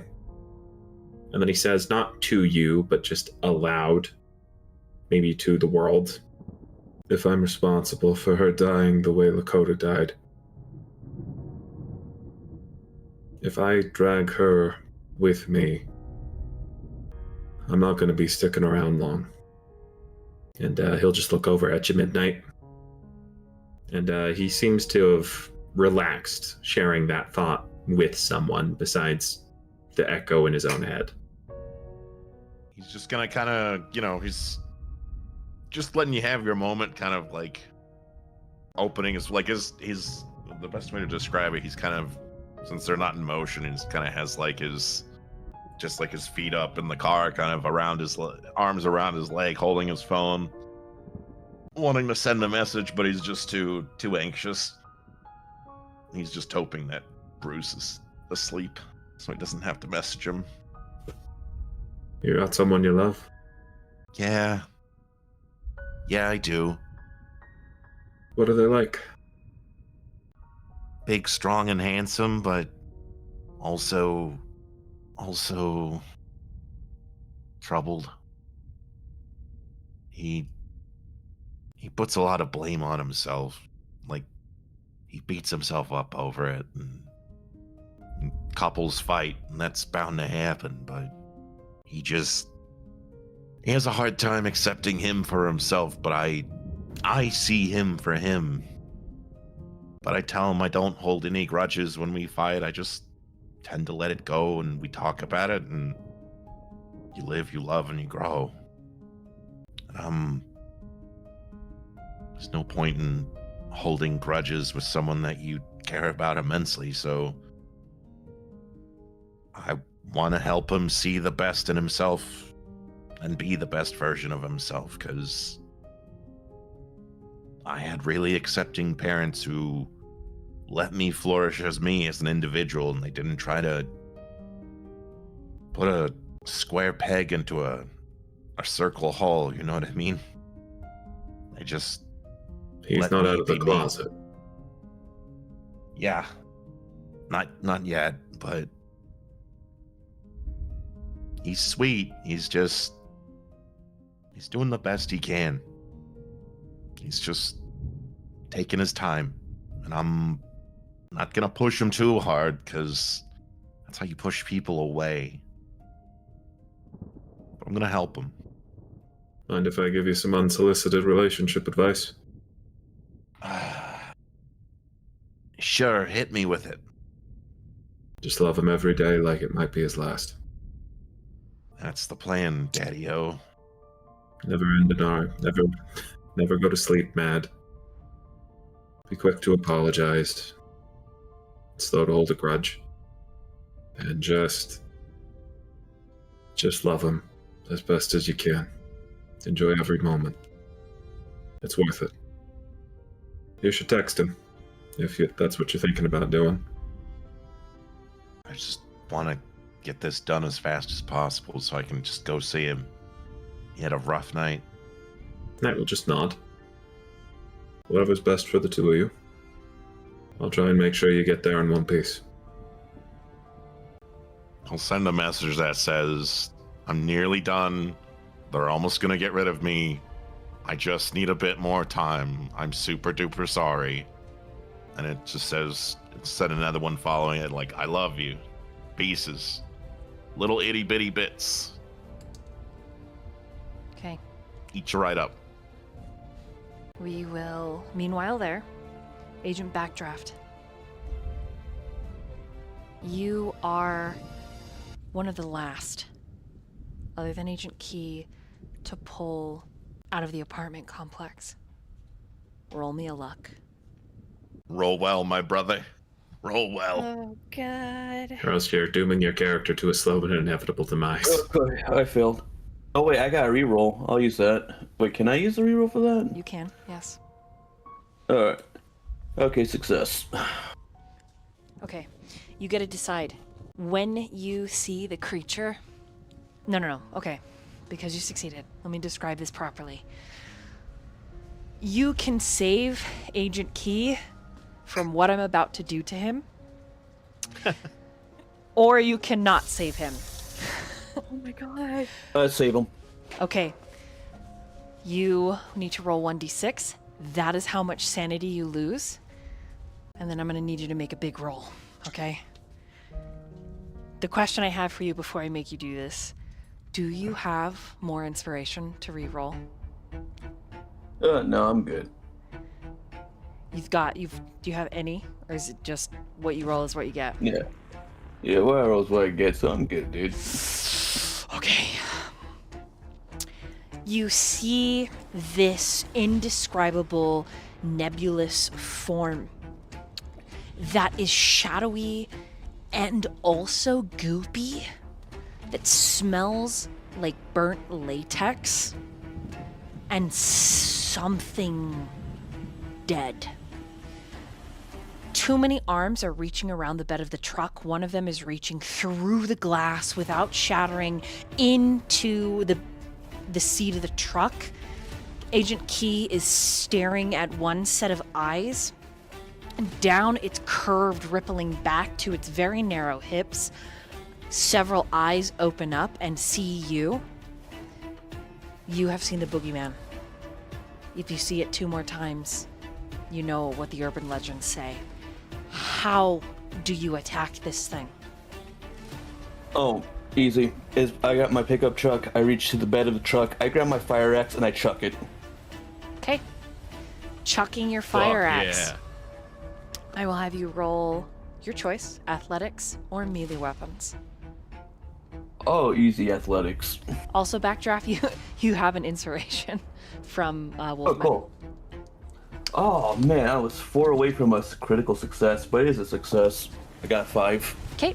The axe embeds itself into the glass shattering, the creature pulling back with a. The entire form of it twists and shivers. Right above its hip, there is no stomach, no organs, because 180 degrees, it and faces you, and it draws Key out of his delirium. In your mind, Key, you had started the truck and you were driving to the gas station. When you take a breath and blink, you are 15 minutes of time gone, and you're sitting in the old Ford without the Ford having started, and an axe is embedded into the back windshield, and there is something horrible in the bed of your truck. You can see it from tits down, but it has this horrible, thick, rounded rib cage that drops into a hollow pit of a stomach that is both shadowy and like stretched latex. It, in a comical way, reminds you of a balloon animal that's lost all of its air. What do you do? Do I see Backdraft? You do. Okay. Backdraft, would you like to describe what he sees? Are you getting out of the car? Are you... No, he had to get, he's out of his truck, and that's how he was able to reach in the bed of his truck Okay. to grab that axe. Okay, so he's standing in the parking lot, fists clenched at his side, ready for go time. I guess we're fucking doing this. I am going to cover my eyes with one hand. Okay. And then take a knife and see if I could like reach through the hole and stab whatever's there. All right. Melee weapon. Roll it. I failed. Okay. Which, makes sense. I'm blind right now. And I'm just saying, like, I just got this truck! Fuck you! Go away! Look at the positive. You get to repair a car. It's not fun. Wait, so, hold on. Has Backdraft and we haven't left No. the apartment? It's like, god damn it! Yeah, Backdraft noticed that you were staying still and waiting respectfully, as is the safety code and conduct of a caravan. And I just yell like, did I get him? Is it dead? As your I saw it walk. as your hand goes through the hole and you pull it back because you failed, you're going to take damage. You're actually going to take 3 points as you cut open your hand on your forearm on the glass, which seems to aggravate the creature. Before it makes a turn, it makes a move, Backdraft. Well, I only had the one axe. Alright, I'm just gonna go forward to be like, you can drive. Wait, is the creature in the car or is it just outside the car? It's in the bed or of the truck. The truck, rather. Oh. Cool. And as long as I keep my eyes on it, doesn't matter. So, I'm just gonna go forward, grab the axe out of the window, and just chop it again, and actually chop it full swing. Alright, so you're gonna rush for that. And I'm assuming you're gonna try to dodge roughly while you're going for it. Yeah. You know what? I'm just gonna have you roll in athletics and tell me what your dex is. I got a 36 on my athletics, and... So succeed. Yeah, and my dex is a 14. Okay. You get to the axe. Being big of stature in your works, in your advantage in this case. You reach down, grab the axe, swing it upwards. The creature's hand comes down, phasing through your forearm, leaving dense, thick bruises. You can see where your flesh, almost like bitten by a fiddleback, begins to necrosis. You will take 3 points of damage, and I need both of you to make a constitution test as the creature lets out this horrible sound and all of the lights begin to blink and flicker at a rapid pace. I succeed. Yeah, success. Okay, so both of you succeed. Great. Neither of you drop dead. Next round. Oh my god. I mean, Rich, you could turn on the truck at any moment, but I'll stay here as long as you need to. All right, Key. What do you do? I mean, I'm thinking if I drive, like, just turn it on and drive, it's still great. Now it's just my problem and not Backdraft and my problem. No, I'll just grab it. Nah, fuck it. I'm like, man, fuck this, and like, I'm gonna turn the key. I'm gonna see if I can try and drive the truck as fast as I can while I'm like swerving and see if I can maybe it'll fall out of the bed of the truck. All right, Backdraft, what are you gonna do? Oh, well, I'm just gonna grab him, see if I can wrestle him out of the truck. Okay. So then, because you are assisting Agent Key with this, Agent Key, I want you to roll a drive, but I'm going to lower the percentage, or higher the percentage you need to get under, so you need to get under a 70 to succeed. And Backdraft, Okay. I would like you to roll an unarmed combat, please. I got a 36. Oh, shit. Well, good thing we got that inspo, because that would be a critical failure. It is quite a good thing. Because, oh boy. Oh, it's just a regular failure. Regular failure? No. No, worry, it's all good. All right, Ragu. The creature is out of your truck, but you watch in the rear view, and when you glance back, Agent Backdraft, it envelops him. And the sound, the clicking, the sucking sound is horrible. Agent Backdraft, you will take 8 points of damage. Cool. I need you to make a Constitution test, please. Success. Okay, you don't drop dead. Ragu, what do you do? Just drive, dude. Yeah, Just drive. I'm sorry, but yeah, I would just keep going, and yeah, I would just drive, and I fucking wish Backdraft the best of luck. All right, Agent Key, I need you to roll a sanity test. Oh, nice! I got a 3. Okay, you succeed, even as you watch what is indescribable until you peel out on the regular road. What is your destination? Do you head to the gas station with the other agents? Yeah, if that was like I guess maybe a halfway point that we decided on, like I would have gone there, because I need like a smoke or some like snacks. Okay. Or something. Something. Agent Backdraft, Yes. when your eyes open some minutes later, you are sitting in the front seat of your truck. As you look at yourself in the mirror, you click. What lovely skin.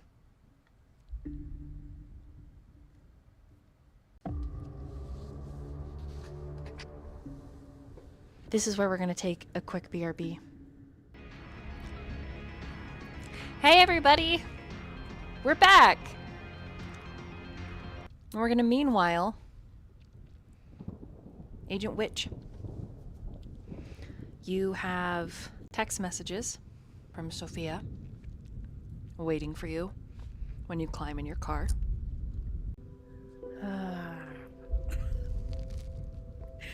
The heartache. She would actually have her phone do that text speech so that she could listen to the text messages. I packed up my things. I'm taking Ramses and I'm staying with my mom. Don't bother coming over. From when she initially messaged you, asking you to be with her, while her family undergoes all of this stress, I mean, you being her family, it's been 6 hours plus. And you just imagine the emotions have just been grinding. It's one of those. She doesn't. I mean, she doesn't blame Sophia at all. In fact, she kind of just thinks to herself that she was lucky she had her as long as she did. She doesn't know what to send back. She wants to send something back. She just doesn't even know what to say. So she just drives, kind of autopiloting to the gas station where they're gonna stop. And she's crying, but it's like just silent tears because she, deep down, she knew it was inevitable. She just feels like with everything and after everything, of course she doesn't get to be with someone. Because who would understand? And so she's just kind of driving in a, like I said, it's very much an autopilot, kind of almost a haze. And she's thinking to herself that if I make it through the night, do I try to go see her? Maybe she's just emotional and doesn't. But with everything, she's definitely feeling pretty down and hopeless about it.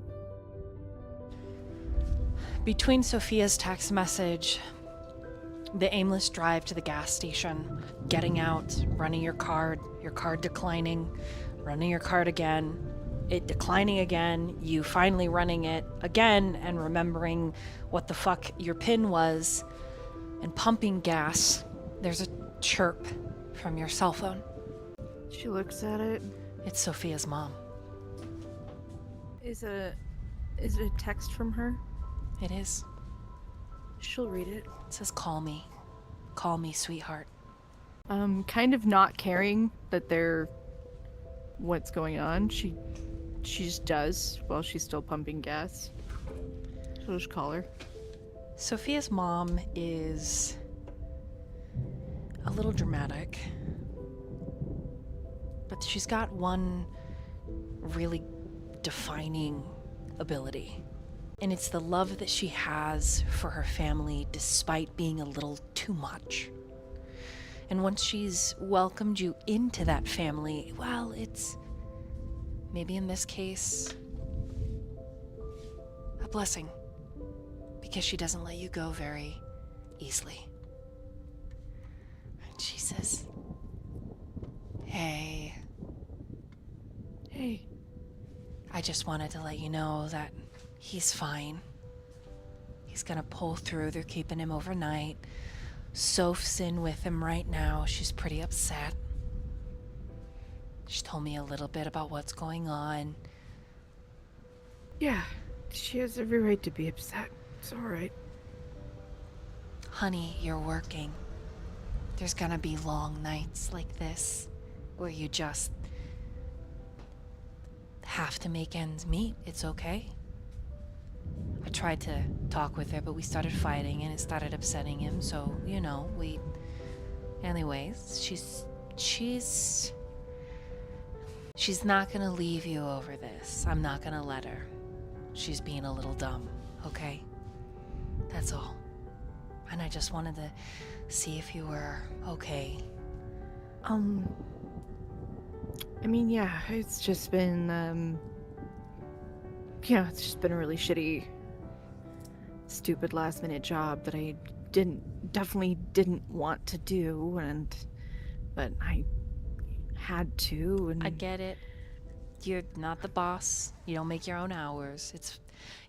I should also say that your dad called too, and, well, he called to check on everything, and it was really sweet of him, so I figured I would maybe try, you know. My daughter, she's Good. a little It's the blood. It runs a little hot, you know? Yeah. I love that about her. So Well, honey, she really loves you. She's just a little stupid. So, I mean, I shouldn't say that about her. It's just she's definitely got her father and me in her. yeah. If you want to come tomorrow and visit us while we're here, I'm inviting you. My daughter doesn't need to invite you. I'm inviting you. Okay? Hey, Oh, thank you. you sound so sad. It's gonna be okay. Yeah. Even if it's not, you're a good girl. You're a good kid. I'm trying to be good. Well, you are. And you're young still. It's tough. Thanks. And thanks for messaging me and asking me to call. Mm-hmm. No problem. I'm glad I'm glad he's gonna be all right. For sure. I was worried about that. Well, it's his own damn fault. He was trying to fix a window. Oh. Yeah, I have repair guys for that. We paid him 10 grand. Yeah, we did. We paid. They're 30-somethings. Gonna fix our fucking windows, and he decides he's gonna do it himself. Yeah, no. He's lucky, because as soon as he's recovered, I'm gonna kill him.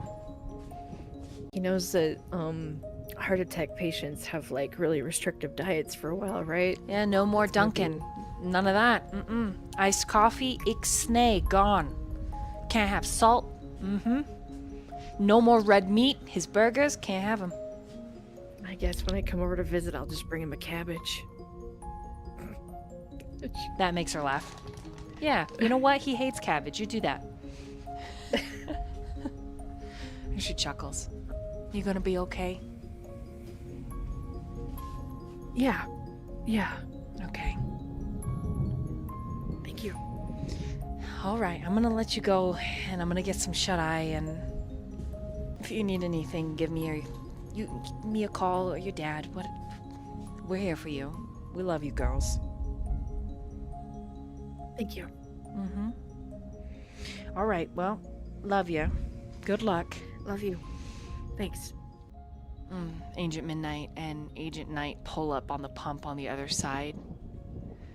And they both can see that you are a crying mess.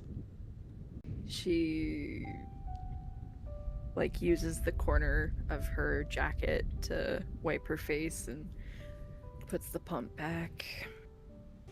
Looks down the road. Surprised the others aren't here yet. I hope they're fine. Everything all right in your guys' car? Seems like it's going better than how it's been going for you. Oh, it's fine. You talked to her again? No, I talked to her mom.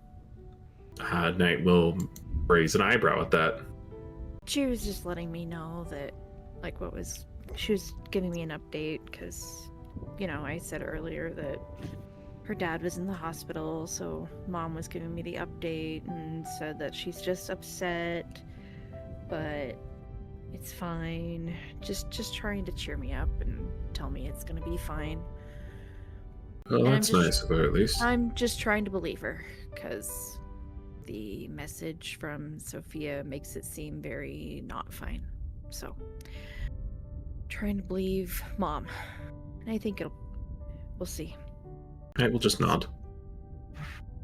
And he'll hold out a fist for a fist bump. She's gonna look at his fist and then look up at him. A fist bump, really? And then she'll give him a fist bump. Knight's sort of passive face breaks into a very wide grin as she reciprocates the fist bump. And he just nods. Agent Midnight is witnessing this whole thing. Anything for him?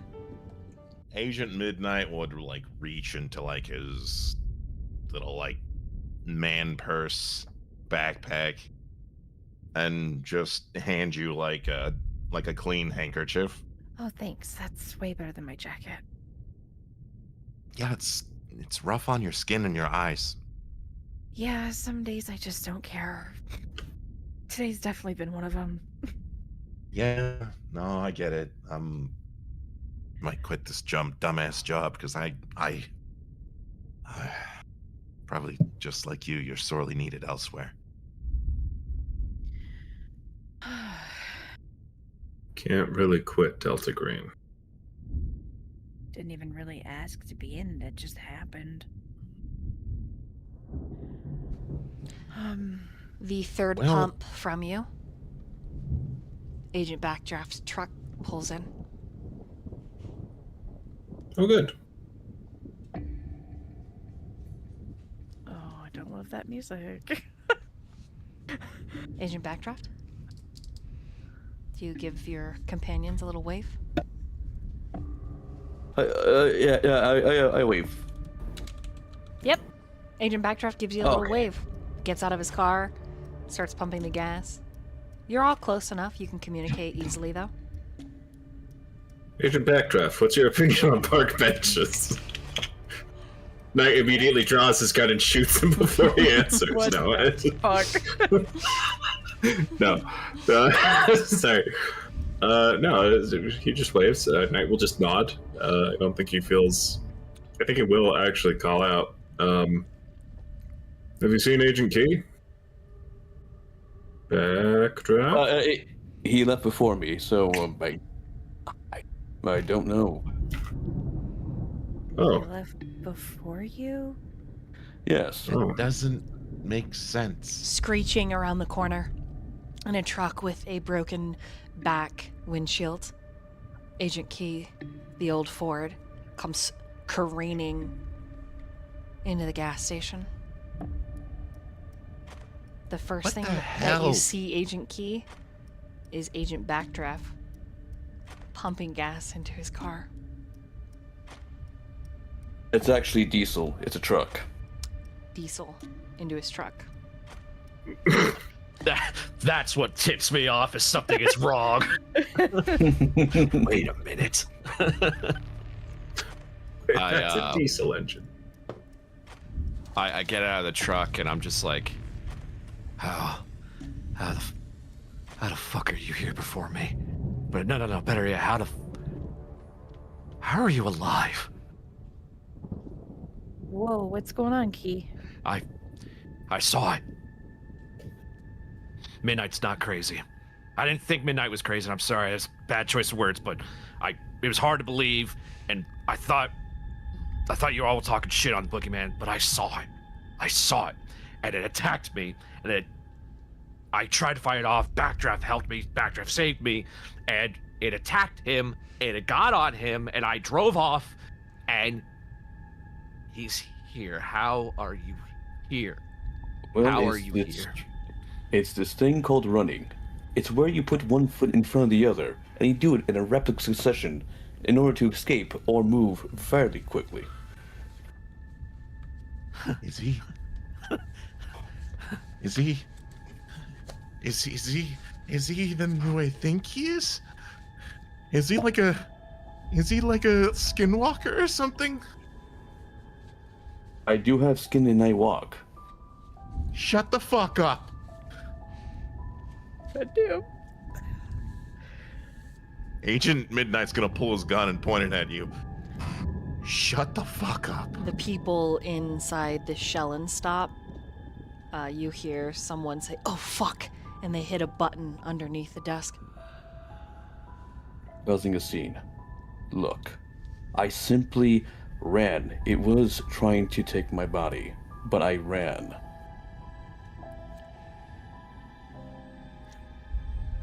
I wanna go. Knight, I wanna go.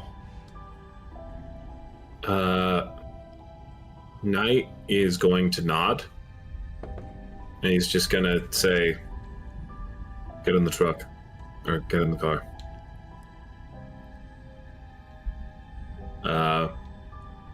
And then he's gonna look over at Key and just say, "You're sure?" It's hard, Night, looking between the two of them. His eyes are bouncing wildly. His arm is cut, jaggedly. know what I saw. It was in the bed of my truck. I tried to stab it.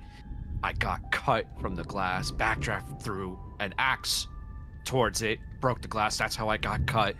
And Backdraft heroically grabbed it and it jumped on him, and it like shadowy, like tentacle lash thing. I don't know. It was so wild to describe it. There's no way. I don't. No. I need both of you to No, roll you have to- Backdraft and Key. I need you to roll persuasions. As Knight's hand drops to his gun. Persuade. All right. Let's see. Fuck. I got a critical success. I just got a regular success. You believe them both, Knight. But you believe The events, Agent Key a little bit more. Go ahead, Backdraft. what he said is true. However, he left. As I asked him to leave before he saw everything, I was able to run away. For its form is very. What's the word? Fluid. I was able to outrun it. Don't know how, but I simply did. Which? Yeah. Any way to tell if somebody's been taken by the boogeyman? Roll an occult. You got it.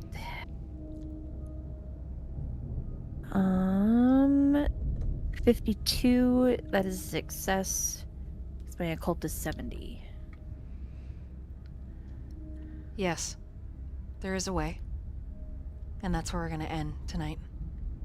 Oh goddamn! I had a feeling. You sus fuck. You sussy baka. Yeah. Good session, guys. Goddamn.